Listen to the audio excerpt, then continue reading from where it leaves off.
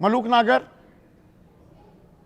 आपकी विचारधारा भी दरअसल समाजवादी विचारधारा है, पर आजकल आप हिंदू बैंडवैगन पर सवार हैं।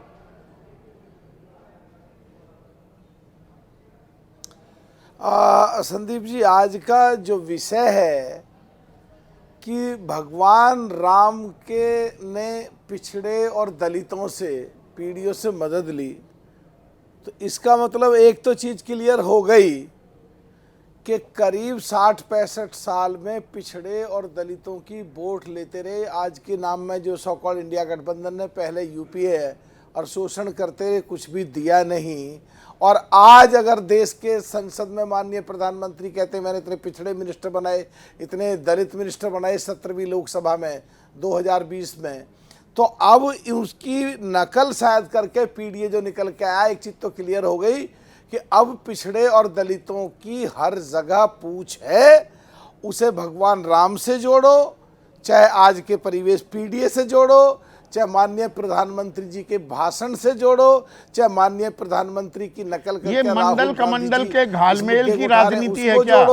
आपने मंडल और कमंडल साध लिया था, मंडल को वापस लेता दिखा 2024 के चुनाव में विपक्षी खेमा। अब वो कमंडल में भी सेंधमारी कर रहा है कि भाई हिंदू बनकर वोट ना हो, जाति के आधार पर वोट हो, इसलिए जात की बात आ रही है।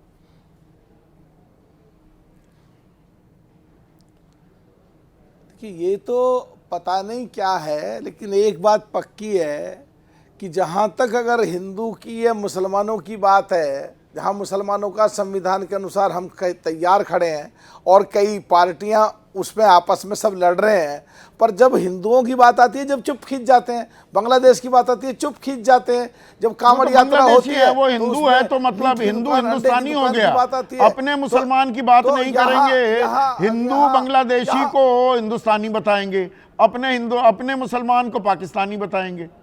ये कहाँ की राजनीति है?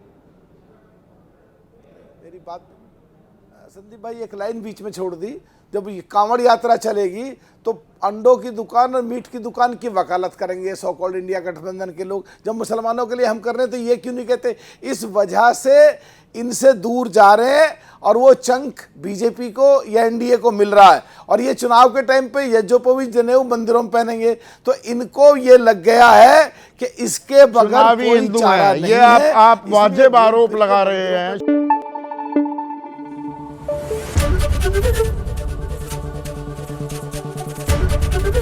एबीपी न्यूज आपको रखे आगे।